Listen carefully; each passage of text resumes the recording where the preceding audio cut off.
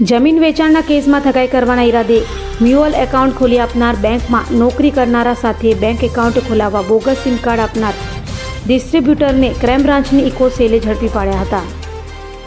સુરતના ઉત્તરાયણ વિસ્તારમાં જમીન વેચાણના નામે કરોડોની છેતરપિંડી કેસમાં ઇકો સેલે બેંક કર્મચારીઓ સહિત 5ને ઝડપી પાડ્યા છે. વાત એમ છે કે કઠોર ગામની જમીન વેચાણમાં ફરિયાદી પાસેથી અંદાજે 5,75,00,000થી વધુ રકમ ઉઘરાવવામાં આવી હતી. આરોપીઓએ જમીન માલિકોના નામે બોગસ બેંક એકાઉન્ટ ખોલાવી અને ખોટા દસ્તાવેજોના આધારે કરોડો રૂપિયા ટ્રાન્સફર કરાવ્યા હતા. તપાસ દરમિયાન સામે આવ્યું કે બેંકના કેટલાક કર્મચારીઓએ પણ આ કૌભાંડમાં સાથ આપ્યો હતો. સાથે જ બોગસ સિમ કાર્ડ ઇસ્યુ કરનાર ડિસ્ટ્રીબ્યુટર પણ સંડોવાયેલો છે, જેથી ઇકોસેલની ટીમે યસ બેંક અને આઈડીબીઆઈ બેંક સાથે જોડાયેલા 4 કર્મચારીઓ સંદીપ કુમાર પિલુદરિયા, આઝાદ ખાન પઠાણ, શિવાની સામંત પટેલ, યાજ્ઞિક વઘાસિયા અને સિમ કાર્ડ ડિસ્ટ્રીબ્યુટર સંજય ધંધુકિયા પ્રજાપતિને ઝડપી પાડ્યા હતા. હાલ તો સુરતમાં એક સુનિયોજિત આર્થિક કરોડોની ઠગાઈનો ગુનો ક્રાઇમ બ્રાન્ચની આર્થિક ગુના નિવારણ શાખા એટલે કે ઇકો સેલની ટીમે ઉજાગર કરતા ચકચાર મચી ગઈ છે. સુરત શહેર પોલીસ કમિશનર અનુપમસિંહ ગેહલોત સાહેબના માર્ગદર્શન હેઠળ સુરત શહેર ઇકોનોમિક ઓફેન્સીસ વિંગ જે ઇકો સેલ છે, જે સુરત શહેરની અંદર દાખલ થતા તમામ જે આર્થિક ગુનાઓ છે એની ઉપર ફોકસ કરી રહી છે.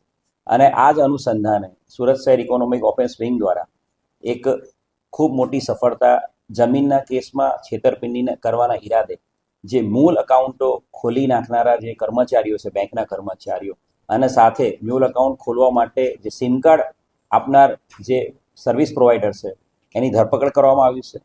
બનાવની જો હકીકત કહીએ તો એક આરોપી છે રવિકુમાર કોલડિયા. આ રવિ કોલડિયા જે ફરિયાદીને મળ્યો હતો અને રવિ કોલડિયાએ ફરિયાદીને એવું કહ્યું હતું કે મારી પાસે એક જમીન છે, એ જમીનનો મારી પાસે સોદા ચિઠ્ઠી છે અને આ જમીન હું તમને વેચી આપીશ.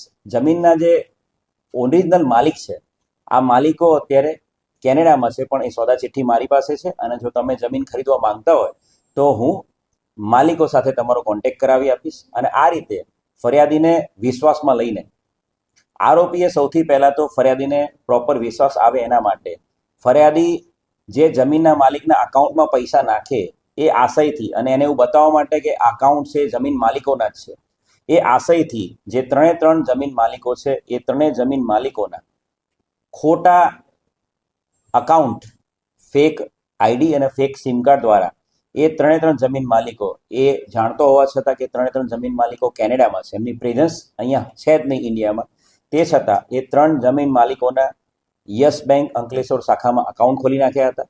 અને એ અકાઉન્ટ ખોલવામાં જે યસ બેંકના એના કર્મચારીઓ છે એમણે મદદ કરી હતી.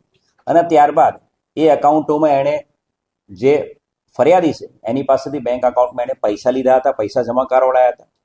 4,81,00,000 જેટલી અમાઉન્ટ આ અલગ અલગ અકાઉન્ટોમાં જમા કરવામાં આવી હતી ફરિયાદી દ્વારા.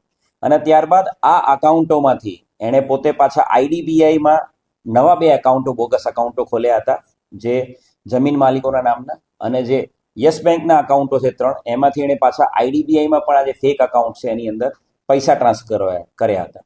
કુલ મળીને 4,81,00,000 રૂપિયા એ આ અલગ અલગ જે ડમી અકાઉન્ટો, મ્યુલ અકાઉન્ટો જે બન્યા હતા, જે જમીન માલિકો છે જે કેનેડામાં હતા એમના એ અકાઉન્ટોમાં પૈસા ગયા હતા. અને તમામ પૈસા છે એ આ રવિ કોલડિયાએ પૈસા એના હડપ કરી લીધા હતા.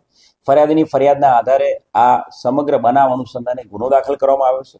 અને આ ગુનામાં જે કહ્યું એ પ્રમાણે યસ બેંક અંકલેશ્વરના કર્મચારીઓ સંદીપ કુમાર રણજીત પિલુદરિયા, આઝાદ ખાન પઠાણ, શિવાની સામંતભાઈ પટેલ, અને એ જ રીતે આઈડીબીઆઈ બેંક વડોદરા રોડના જે કર્મચારી છે યાજ્ઞિક વઘાસિયા, એમ કુલ 4 બેંકના જે તે સમયના કર્મચારીઓની આ મ્યુલ અકાઉન્ટ ખોલી આપનારા કર્મચારીઓની ધરપકડ કરવામાં આવી છે. અને સાથે સાથે આ જે બોનાફાઇડ જમીન માલિકો છે એમના ફેક સિમ કાર્ડ બનાવી આપનાર જે વોડાફોન કંપનીના ડિસ્ટ્રીબ્યુટર એજન્સીનો જે ચલાવતો હતો સંજય ધંધુકિયા, એને પણ ધરપકડ કરવામાં આવી છે. કુલ 5 આરોપીની ધરપકડ આ ગુનાના કામે કરવામાં આવી છે. અને આ ગુનામાં આ અકાઉન્ટ ખોલી આપવામાં અન્ય કોઈ વ્યક્તિઓ મદદ કરતા છે કે નહીં એ બાબતે આરોપીની રિમાન્ડ લઈને હાલ પૂછપરછ કરવામાં આવી છે. યસ બેંક અને આઈડીબીઆઈ બેંક બંને બેંકના જે તમામ જે સિનિયર મેનેજર્સને એ બધા છે એમની પણ હાલ પૂછપરછ કરવામાં આવી રહી છે, જેથી કરીને આ અકાઉન્ટ ખોલી આપવા પાછળ જે આરોપીને મદદ કરનાર અન્ય કોઈ વ્યક્તિ પણ જો સામેલ હોય તો એની ભવિષ્યમાં ધરપકડ કરવામાં આવશે. અભય થઈને નિષ્પક્ષતાથી નિરપેક્ષ રીતે વાસ્તવિકતાનો અરીસો રૂપી સચોટ માહિતી લાવતો સત્યની સાથે અભય ટાઈમ્સ.